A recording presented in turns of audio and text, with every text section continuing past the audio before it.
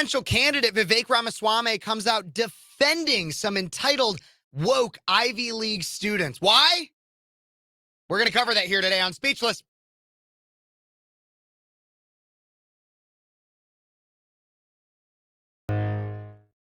Hey, everybody. Welcome back to Speechless Cut for Time. I'm your host, Kev Phares, 22-year-old conservative college student out of Central Illinois, host of Speechless on Cities 92.9, the news and talk of Bloomington Normal. But obviously, I can't necessarily fit everything I want to cover into my Sunday show from 3 to 5, so I bring you some extra content right here onto YouTube. And so that you don't miss a minute of it, don't forget to like this video, subscribe to the channel. I'm almost to 1,000. I'd really like to get there, and I'd like your help getting there.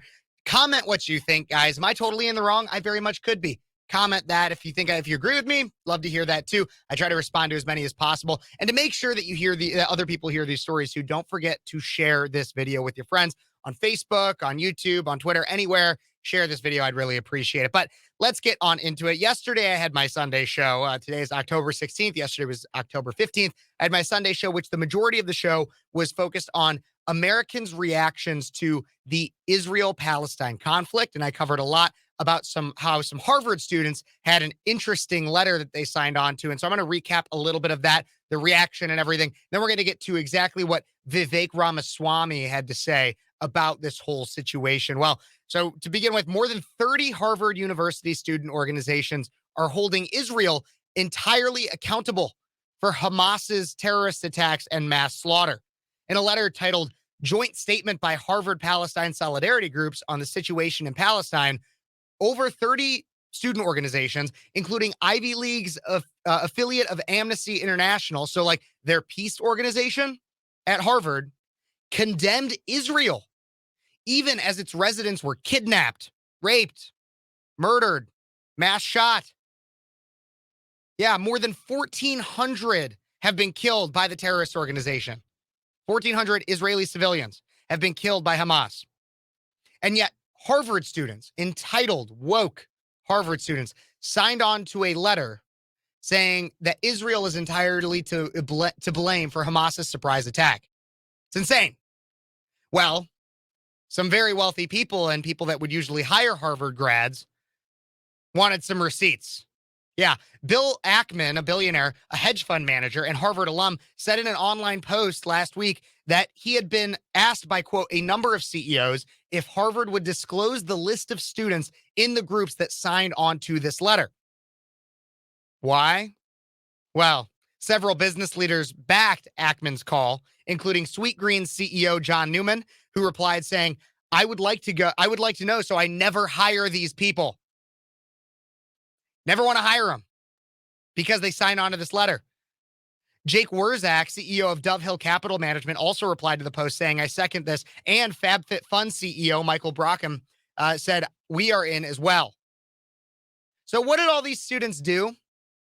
All these privileged, arrogant, entitled, woke Harvard students who signed a horrific letter to say that though basic victim blaming Israel for the terrorist attacks, what did they do? Well, they realized that the rug might be pulled out from under them. All that entitlement, all that Harvard privilege, as I like to call it, that they would get from being hired at these cushy jobs at these very wealthy companies.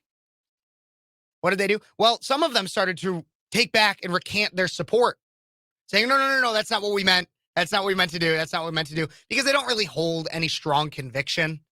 They care much more about the mortal world and the vanity that they'll receive rather than actually having any level of real value. Yeah, that's what they did. But Vivek Ramaswamy, the presidential candidate, took an interesting stance on this. And I'm curious your guys' thoughts, and I'll share mine. But here's what he had to say in a long post that he posted to X, formerly known as Twitter, yesterday, Sunday. He posted this. Started off, the Harvard student groups who co-signed the anti-Israel letter are simple fools.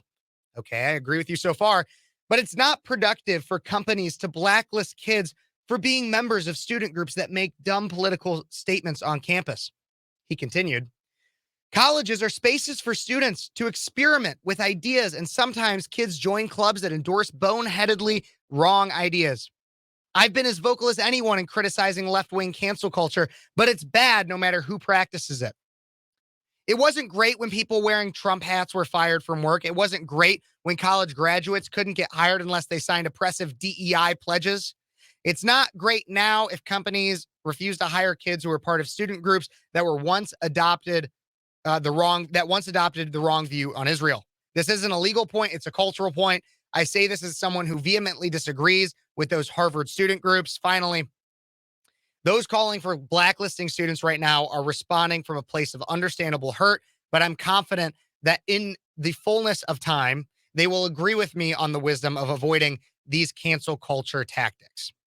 Okay, so let's break this down a little bit. You got a chance to read it. I'm going to go back through and break down some of it because I wanted you guys to be able to see all of it in its entirety before I break through it part for part.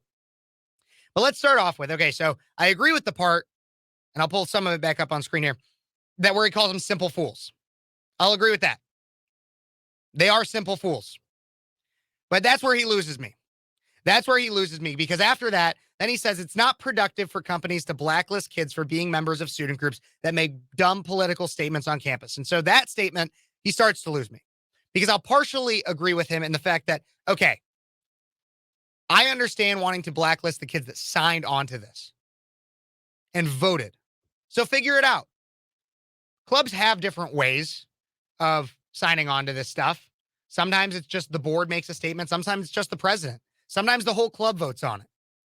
Figure that out and give us the names of the people that made the decision. Or give the names of everybody in the clubs, and in hiring processes, figure out, ask the question.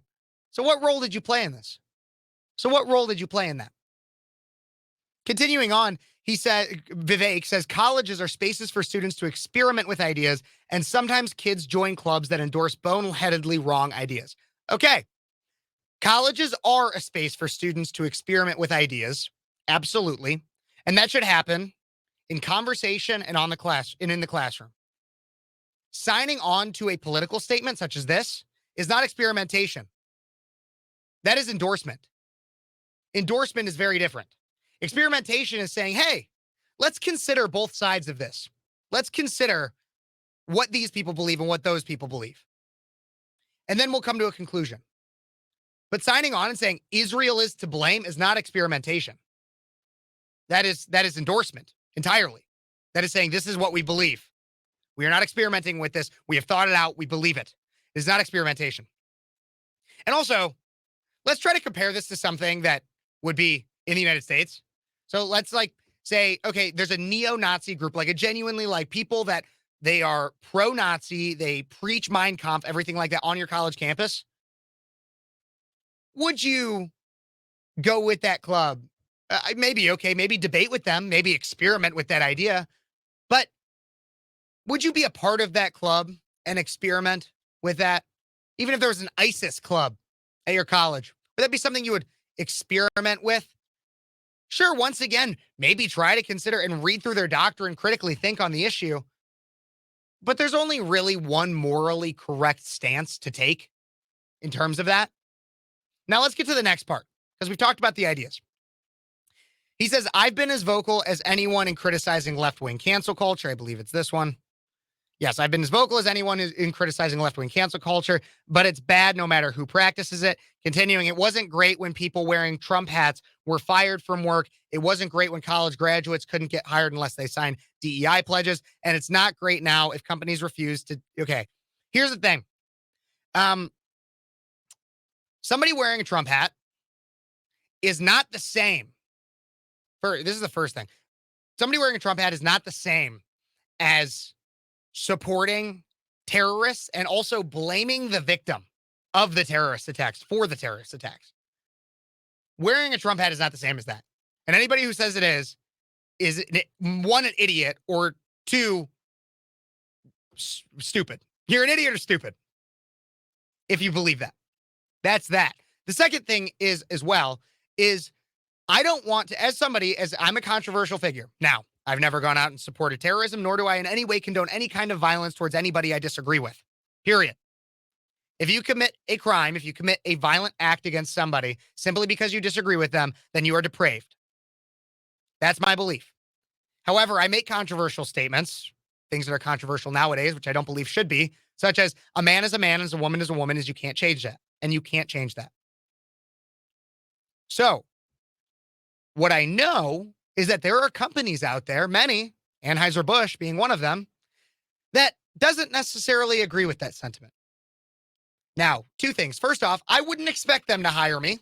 If they looked me up, looked through my social media, looked through my history of political commentary, I wouldn't expect them to hire me because I hold that sentiment. And also, I wouldn't want to work for a company that doesn't express comparable values to myself or forces me to live a lie. To live a lie. So first off, like I said, I want to recap that whole part. It's not the same. Supporting terrorists is not the same as believing Trump is a good president or something. It's not the same as diversity, equity, inclusion statements. Heck, it's not the same as pretty much any other type of political speech in this country. It is absolutely different. And two, why would you want to, if you genuinely hold that belief, if you genuinely hold a conviction, which once again, I don't necessarily believe those Harvard students do, why would you want to work for a company that espouses that? Espouses something alternative to what you believe. And the third thing about this is I don't believe that companies not wanting to hire these children is cancel culture. Also, I digress a little bit, but why are we considering these people children? They're all over 18. If we start saying that these students will not be held accountable for their actions of supporting terrorists, then who's to say next that, well, now they can't own a gun because they're not old enough to? Like, how far are we going to go? 18 to 22, 23-year-olds are not just children. They've had enough time to start thinking about and contemplating their political and opinions on terrorism. What the heck? Second, again, as I'm going through this, as I go back to this, it's not cancel culture to me. The left always says, well, it's not cancel culture, it's accountability culture. And to an extent, I partially agree. Now, if you're doxing somebody, sending them death threats or posting their phone numbers, their personal information further than just their names so that people can contact them, harass them, anything like that, that is cancel culture. That is terrible. That is terrible. But not wanting to hire somebody because they hold an egregious opinion, a serious opinion, for a private company as well. It's also private. We're not talking about expelling them from the university. We're not anything like that. We're talking about private companies. As long as their law, because state laws differ, as long as their law permits them to do so, it's not necessarily cancel culture. It's just them enforcing the standards that they have on the people that work at their company. Seriously. How much different is that than having a dress code at the place that you work at? How much different is that than drug testing? You want people to abide by a certain standard, both because they represent your company. And so if that's not something you want espoused at your company and to be representing your company, then I kind of understand not wanting to hire them. Vivek does qualify this by saying this is illegal. This is not a legal point. It's a cultural point, of course, because you're, again, as I said, based on the legal standards, you can kind of do what you want. He says, I say this as someone who vehemently disagrees with the Harvard student groups. Those calling for blacklisting students right now are responding from a place of understandable hurt. It's more than just hurt. Look, I wouldn't want to hire somebody who didn't do their research or genuinely supports terrorism. So, Vivek, I think this is an awful point. I've been somebody who has been relatively supportive of Vivek in the past, at least. That's not an endorsement or anything, just saying that I like a lot of the things that he says. But this is a terrible take from Vivek Ramaswamy, I believe. I don't believe it's cancel culture. I don't believe it's a cancel culture tactic. I think that this is companies trying to make sure that people that are given a significant level of privilege by going to an Ivy League college, and one of the ones that's considered the best, don't necessarily slip through the cracks and don't have to necessarily atone for blaming Israel for having a terrorist attack committed upon it. These are the same kinds of people. It's the same sentiment as blaming America for having 9/11 happen. It's a terrible sentiment, and I wouldn't want it anywhere around me in a professional setting. Honestly, in a personal setting either, but especially from a professional standpoint. I don't know. What do you guys think? Let me know in the comments. I'd appreciate your opinions. If you disagree with me, please tell me why. I always want to hear that. And if you want to come on the show, let me know in the comments and we can have a full debate about this or any other topic. I'm more than open to that. Don't forget to like this video, subscribe to the channel so you don't miss a minute. Ring that notification bell, hit it to all. Comment what you think, like I said, and share this with your friends. God bless you guys. God bless America. And until next time, you've been watching Speechless. Go for time.